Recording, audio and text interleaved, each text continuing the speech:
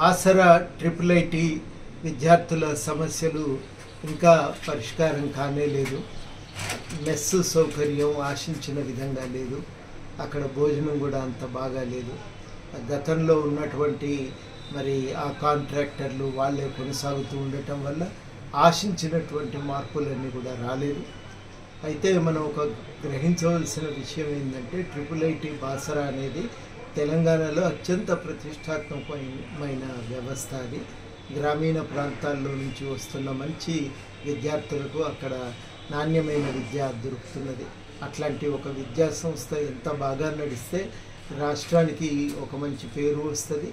అదేవిధంగా ఈ గ్రామీణ ప్రాంతాల నుంచి వస్తున్న విద్యార్థులు కూడా ఒక మంచి భవిష్యత్తును పొందగలుగుతారు అని మేము కూడా చాలా గట్టిగా నమ్ముతా ఉన్నాం.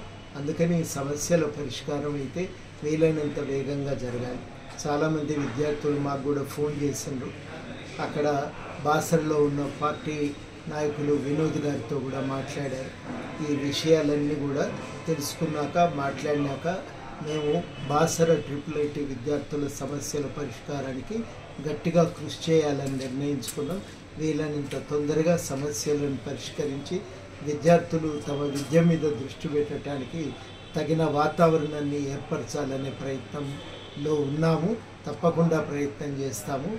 సమస్యలకు ప్రభుత్వం దృష్టికి తీసుకువెళ్ళి పరిష్కారాలను సాధిస్తామని విద్యార్థులకు హామీ ఇస్తూ మేము చేసే కృషికి మీ సహకారం కూడా అందించవలసిందిగా అభ్యర్థిస్తూ తప్పకుండా న్యాయం చేకూర్చడానికి వ్యక్తిగతంగా నేను కానీ తెలంగాణ జనసమితి కానీ మీ వెంట ఉంటుందని హామీ ఇస్తూ సెలవు. జై తెలంగాణ. అసలైన తొలి వెలుగు. ఫాలో వాట్సాప్ @తొలి వెలుగు official.